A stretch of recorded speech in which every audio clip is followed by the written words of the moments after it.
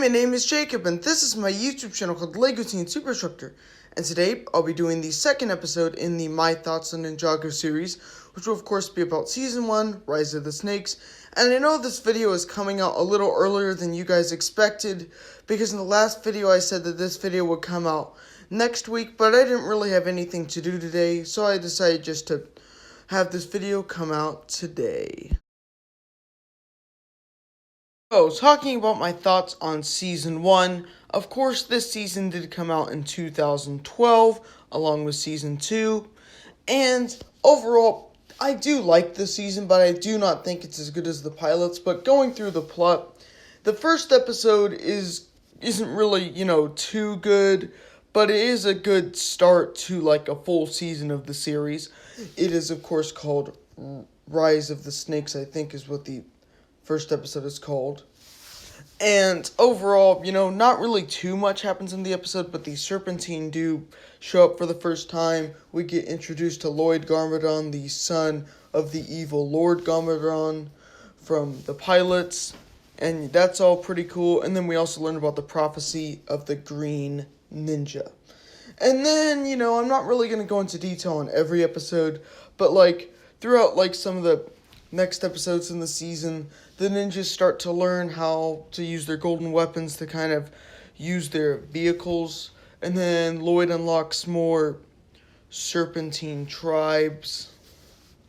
And then eventually he unlocks the Anachondrite tribe tomb, where Pythor is the only living one in there because he was forced to eat the rest of his tribe, which is kind of dark for especially this season, which is kind of childish. But yeah, and then eventually they get Lloyd back, and then Lloyd turns good. But then eventually Lloyd gets himself into trouble again and gets kidnapped by the Serpentine. I mean, he kind of tries to get into the Serpentine train in one episode, and then he ends up getting kidnapped by the Serpentine. And then after that, the ninjas start to unlock their true potentials, and I really do like Zane and Jay's true potentials, but Cole's and Kai's aren't quite as good to me. And then after we get through the true potential episodes, Wu, who had been going on a small side quest for a while, comes back with Garmadon, and they team up so they can get Lloyd back from the Serpentine. They do eventually get Lloyd back from the Serpentine, and then they realize that Lloyd was supposed to be the Green Ninja. And yeah, that's pretty cool. And then, after that, getting into the two-part finale, what happens here is that there's the awesome snake train scene at the beginning of it. I do like that. And then Pythor resurrects the Great Devourer, who then eats Pythor and Master Wu. And it's kind of sad that Master Wu dies, but he doesn't really die because he comes back in the next episode in a bit of a gross way, as he's drinking tea when he comes out of the Great Devourer's corpse, which is kind of strange, but that is what happens. And then for the finale itself, the ninjas have to get Garmadon's help to stop the Great Devourer. And what's really cool is this episode kind of sets up an episode in Season 8 with Harumi's origin.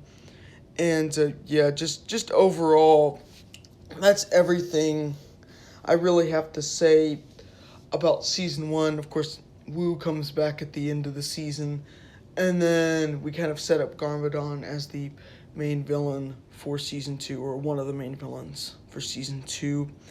And yeah, just overall, this is a pretty good season, but personally, which is definitely an unpopular opinion, I do prefer the pilots more. But this is a pretty good start to Ninjago as the first full season.